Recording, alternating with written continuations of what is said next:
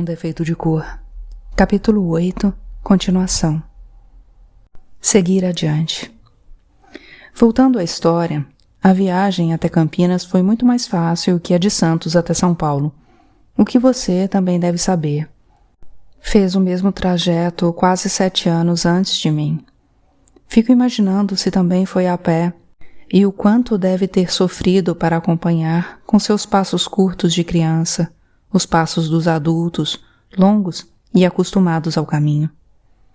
Eu estava com a morada do mercador para o qual você tinha sido vendido e, como na caravana todos a conheciam, me deixaram na porta do armazém. Fiquei parada do lado de fora por longos minutos, sem ter coragem de entrar, porque, mais uma vez, estava diante da possibilidade, mesmo que remota, de te encontrar lá dentro. Era bem provável que você tivesse sido vendido para alguma fazenda, e eu não desistiria depois de já ter ido tão longe.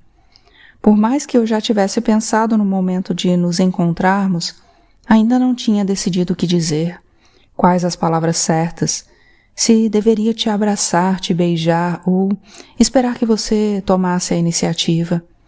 Era bem possível que você não se lembrasse de mim, por ter me visto mais de 10 anos antes, e eu tinha medo de também não te reconhecer, um rapaz já tão diferente da criança que eu me lembrava. Durante todos aqueles anos, e principalmente a cada vez que eu achava estar perto de te encontrar, isso era uma grande tortura para mim. Tentar imaginar seu rosto e saber que não conheci a maioria das fisionomias que ele teve. Não vi nenhuma das modificações causadas pelo tempo. Certa vez, comentei isso em uma carta para a Sinhazinha, e ela disse que era uma boa coisa, que eu sempre me lembraria de você criança, o que ela não conseguia fazer em relação a nenhuma das filhas, sem se valer dos quadros. Talvez essa seja mesmo a única coisa boa, pois para mim, você sempre teve 7 anos. Sempre teve olhos que me seguiam com carinho e atenção. Sempre teve o sorriso que não vi falhar, mesmo quando teve motivo. Como disse a Sinhazinha, a memória é mesmo o mais generoso dos retratistas. Desapontamento. Talvez eu tivesse ficado mais tempo do lado de fora se soubesse que lá dentro descobriria que aquela viagem tinha sido em vão. O dono do armazém, um português, até que foi simpático e atencioso, e imediatamente foi olhar nos livros que se referiam às datas que forneci. Ele teve certa dificuldade para encontrar seu nome, principalmente relacionado à data de saída, e eu sabia que aquele não era um bom sinal. 5 meses depois de tê-lo recebido, lá estava você novamente, sendo devolvido para São Paulo. Demorei para acreditar, mas ele disse que era verdade, que achava que até sabia quem era você, um mulatinho calado e com cara de inteligente que foi mandado de volta para o mercador de São Paulo, depois de ser considerado mercadoria encalhada. Se não fosse pelo baú, que eu nunca conseguiria carregar sozinha, teria voltado naquela hora mesmo. Mas tive que ficar mais de uma semana esperando para seguir junto com uma tropa, trancada no quarto de uma hospedaria indicada pelo dono do armazém. Pelo menos, quase terminei de escrever a história do padre voador, o que foi uma boa maneira de passar o tempo. Eu estava com a nova morada para onde você tinha sido enviado, uma hospedaria. Tento imaginar o que deve ter passado pelo seu coração e não consigo, principalmente quando o homem disse se lembrar de você e de que todos o recusavam ao saber que era baiano, mesmo sendo apenas uma criança. Ele tinha pedido a você que mentisse, porque talvez assim fosse comprado, mas você não mentia. Fiquei muito orgulhosa dessa sua atitude, porque foi algo parecido com o que fiz quando não quis ser batizada. Não neguei meu nome, e você não negou sua origem. Eu quis saber se você comentou alguma coisa sobre a família e o homem disse que não se lembrava. E disse também que depois de tantos anos era quase impossível conseguir te encontrar. Mas eu não podia desistir, não enquanto houvesse uma mínima chance, não enquanto ainda estivesse sendo remetida de morada em morada.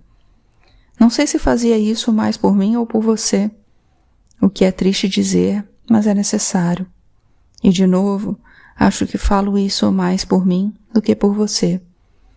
Para estar em paz com a minha consciência, pois algo de que nem eu posso me acusar é de não estar sendo sincera nessa história. Benesses da velhice.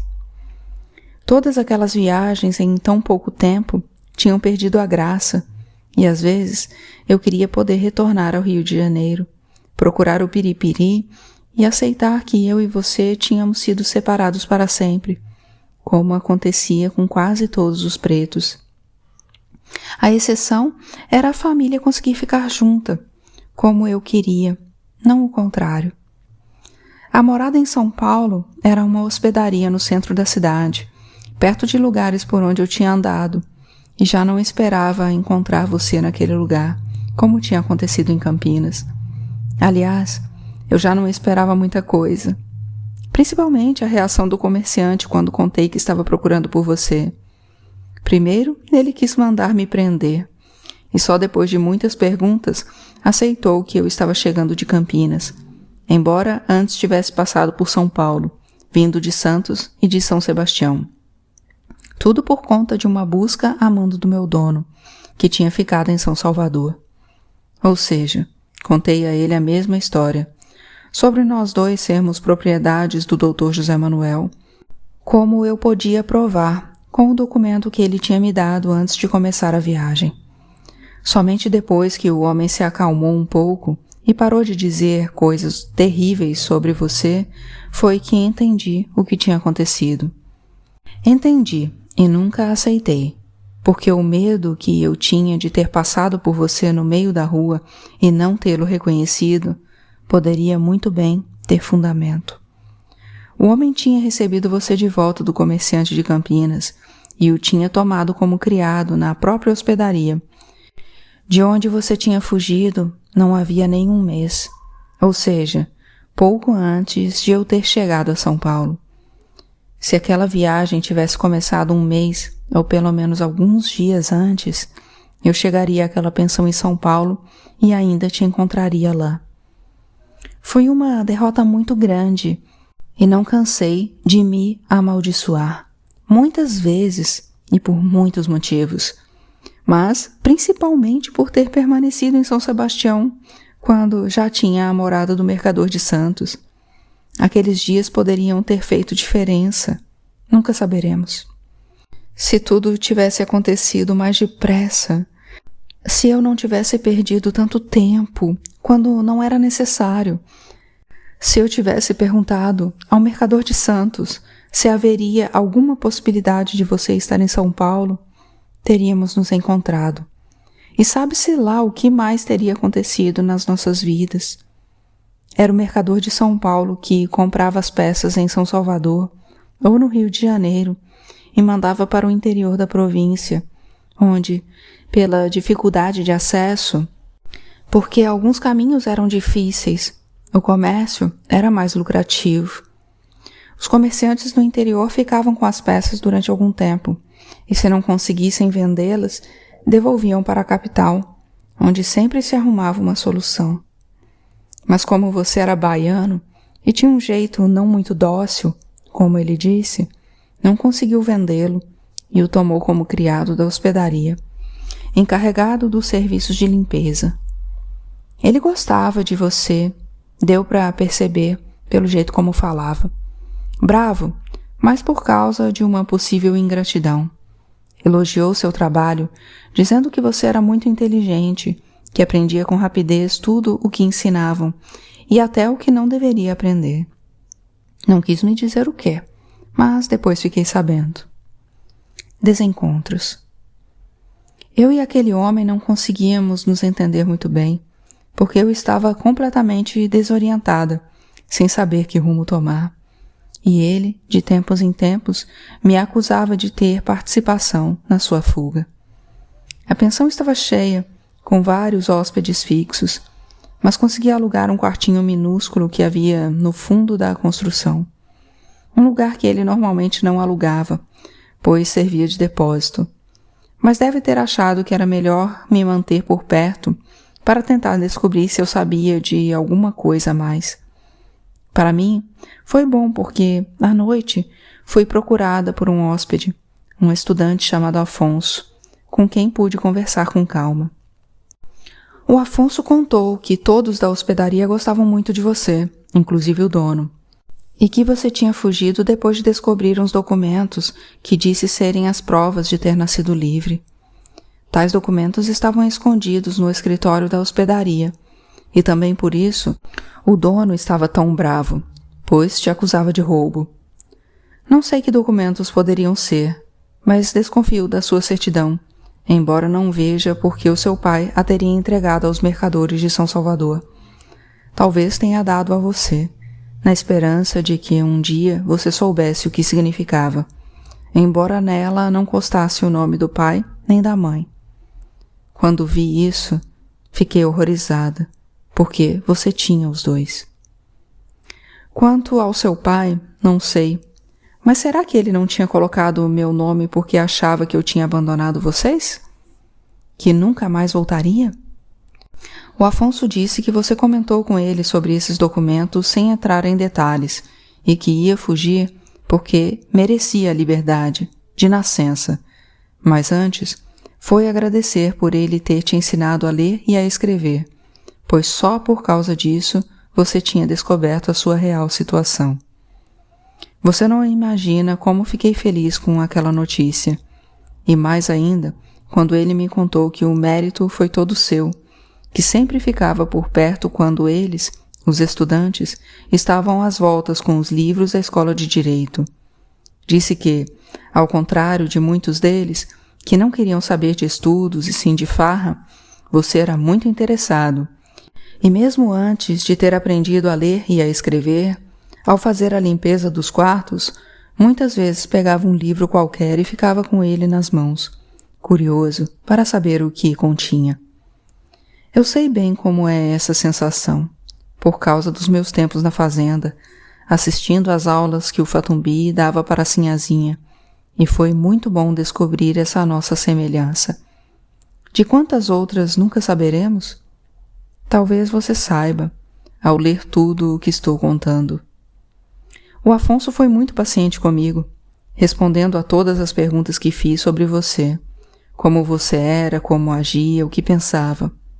Bom moço, que também deve ter sido muito paciente com você ao te ensinar as primeiras letras, que ele disse que foram muito poucas perto do que você aprendeu sozinho depois, muito mais rápido do que seria normal. Ele disse que, de tão inteligente, você nem parecia preto, e recebi isso como um grande elogio, e disse também que você tinha dito que um dia seria advogado. Mas, de tudo, o que me fez mais feliz foi o último comentário do Afonso, sobre você falar sempre da Bahia, do quanto tinha sido feliz, livre, e tive certeza de que era para lá que você tinha fugido, para sua terra, para sua família. A volta. 2 dias depois eu estava novamente a caminho de Santos, descendo aquela serra com a mesma dificuldade com que tinha subido, e pensando em pegar o primeiro navio para São Salvador. Percebo agora como aqueles dias foram de impulsividade, sem tempo para pensar direito, sem consultar os orixás ou os voduns, sem prestar atenção em nada do que as pessoas me diziam. Hoje sei o motivo, e já nem me recrimino tanto, porque não tive culpa, não tive mesmo. Peguei um pequeno paquete por falta de paciência para esperar mais tempo, mesmo sabendo que a viagem seria demorada e difícil. Mas eu queria chegar logo. Às vezes eu pensava que você já estaria por lá me esperando, e que não sabiam como avisar. Na minha última carta para a Sinhazinha, e também na carta para o Tico pedindo para suspender as remessas de tecido, eu tinha dito que mandaria notícias, que esperassem por uma morada fixa para as respostas. Naquele momento foi que percebi que minha última carta tinha sido enviada de Santos, quando eu ainda não sabia da viagem para Campinas. Eu queria muito chegar a São Salvador e te encontrar na casa do Tico, ansioso por saber notícias minhas. Confesso que gostava muito dessa ideia. Não só por causa do reencontro, mas porque eu achava que, sabendo das minhas andanças, que alguém te contaria por lá. Você ficaria sensibilizado e poderia me perdoar mais facilmente. Eu também pensava em chamar sua atenção porque, depois que aprendeu, você bem que poderia ter escrito para a Bahia. Inteligente como era, haveria de encontrar uma maneira de fazer a carta chegar até mim. A menos que não quisesse ser encontrado, que não quisesse me ver nunca mais. O que será que seu pai falou para você quando te deixou com o mercador? Será que ele disse que eu concordava com aquilo? O paquete parou por algumas horas em São Sebastião, e o que a princípio era uma vontade de ir até a casa da dona Balbiana ou de visitar o Piripiri na alfândega, se transformou em um medo muito grande de ser vista por algum conhecido. Eu tinha fracassado, tinha ido à sua procura e estava voltando sem você. Não queria que ninguém soubesse disso. Eu estava de volta e levava apenas a esperança de reencontrá-lo na Bahia, nada mais. E se isso acontecesse, de modo algum seria mérito meu, apenas seu. Fiquei em São Salvador durante 6 meses, de maio a outubro. 6 longos meses de muita inquietação, que me pareceram ainda mais longos por causa da grande movimentação nos 3 meses anteriores. Todos se surpreenderam com a minha chegada sem você, principalmente a Sinhazinha e o Dr. José Manuel, que, por terem participado tanto, estavam tão esperançosos quanto eu. Só 3 ou 4 dias após a chegada foi que tive ânimo para visitá-los, e, mesmo assim por consideração, pois eles iam querer saber de tudo e eu não estava com vontade de contar. Pela experiência que tive com o Tico, percebi que contar me cansava e me entristecia muito mais do que ter vivido. Provavelmente não teria sido assim se tivesse dado certo, se nós dois estivéssemos retornando juntos, pois aí eu faria questão de contar para todo mundo, em detalhes. Só depois tive a verdadeira noção de quanto tempo tinha ficado fora, quando prestei atenção no Tico e depois em mim. Estávamos velhos. Não tínhamos quase mais nada daquelas crianças que sempre arrumavam algum motivo para serem felizes, mesmo em condições tão adversas. Conversamos muito sobre isso e lamentamos os vários acontecimentos que nos tinham levado a ficar sozinhos. Talvez a solidão tenha sido mais difícil para o Tico, não sei, morando naquela casa que já não tinha mais a presença da Esméria, do Sebastião, do Hilário e principalmente da Claudina.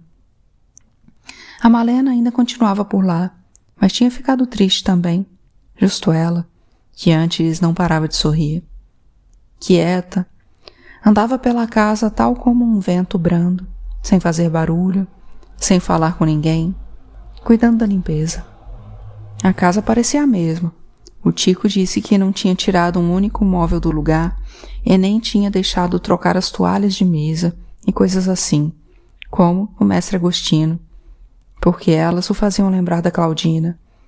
Mas é claro que já não tinham mais vida alguma, nem cores, nem nada. Eram apenas recordações que deviam ter sido enterradas há muito tempo e que só causavam sofrimento, porque era possível ver o estrago que o tempo fazia nelas. Igual ao que também fez em mim e no Tico, que eu achei muito parecido com o Sebastião, apesar da enorme diferença de idade entre eles, se o Sebastião ainda estivesse vivo.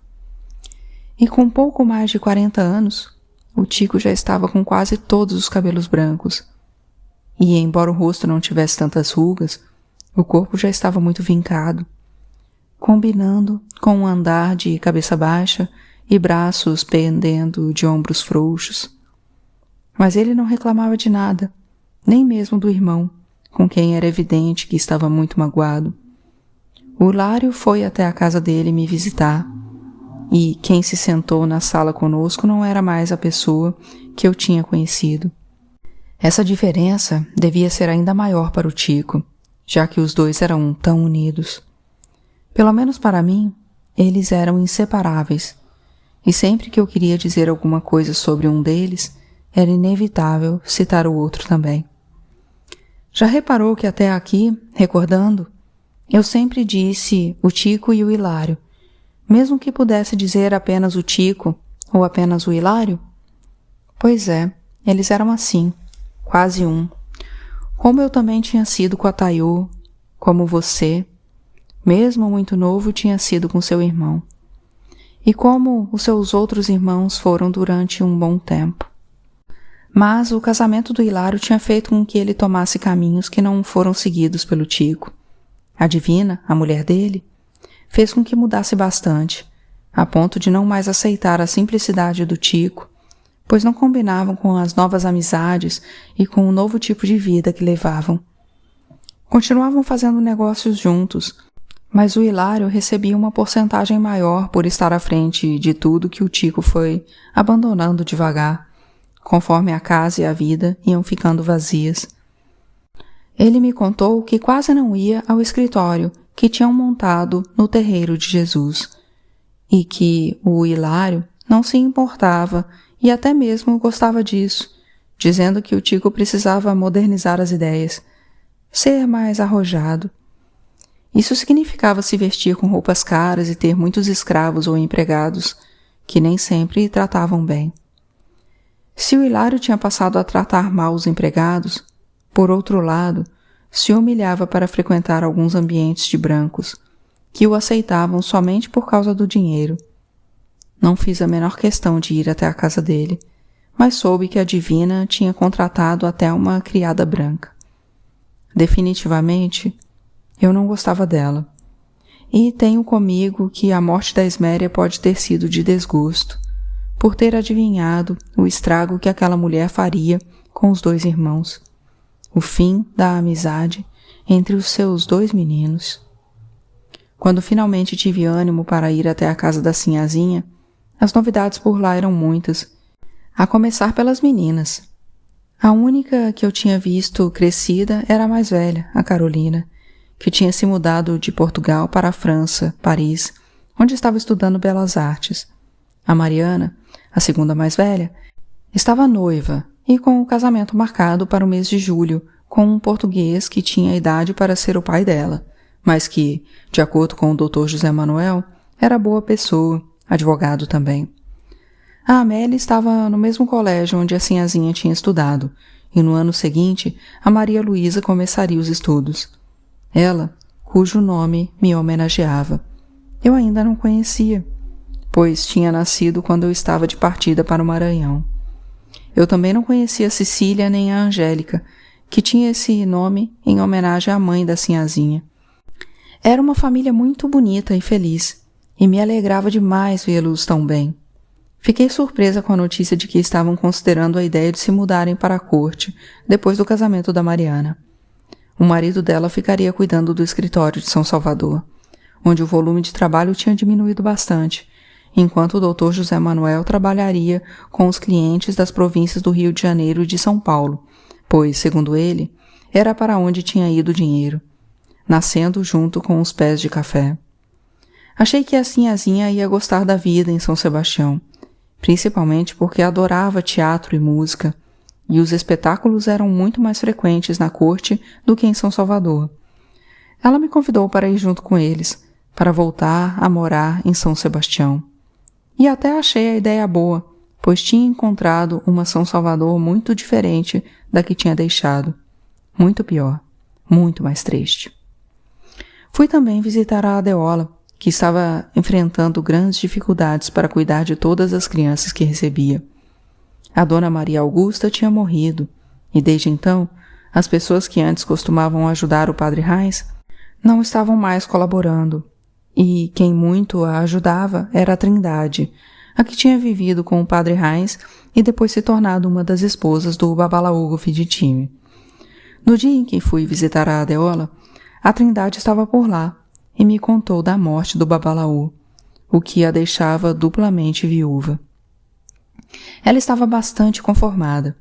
dizendo que os dois tinham levado uma vida produtiva e seriam bem recebidos no Orum, principalmente o Babalawogon Finditime, por ter morrido velho e cheio de filhos. Quem estava cuidando da família dele era o filho mais velho da primeira esposa. Mas, como eram muitos os parentes, já não havia tanta paz entre eles como nos tempos em que o Babalawogon Finditime era vivo. A única que estava bem, melhor do que antes da minha partida, era a Esmeralda, vivendo de portas adentro com um santeiro liberto muito mais velho, mas trabalhador, honesto e que dava a vida por ela.